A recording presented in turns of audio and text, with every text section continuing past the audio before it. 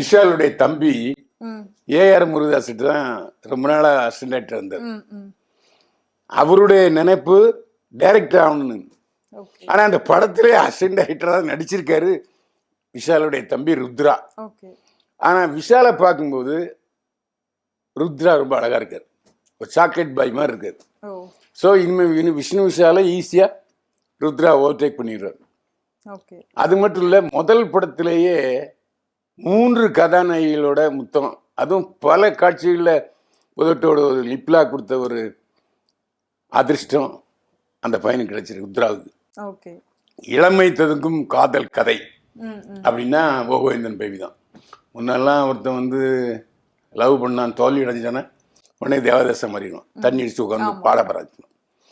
அடுத்த கட்டம், ஓஹோ நீ என்னை வந்து கல்யாணம் பண்ணிக்கிறேன்னு சொல்லிவிட்டு பிரேக்கம் விட்டு வேற ஒருத்தர் லவ் பண்ணுறியா, சதக் கொலை பண்ணிடுறாங்க. குத்துறது. இன்னொரு படத்துல எங்க இருந்தாலும் வாழ்க, இப்படி எடுத்தாங்க. ஆமா. இப்போ ரொம்ப உச்சக்கட்டத்துக்கு போய் உன்னைய நான் பிரேக்கப் பண்ணுவேன், வேற ஒருத்தனோட டேட்டிங் போவேன், மறுபடியும் அவன்கிட்ட சண்டை போட்டுட்டு உன்னையே கல்யாணம் பண்ணிப்பேன், இப்படியாப்பட்ட விஷயங்கள் நிறைய வருது.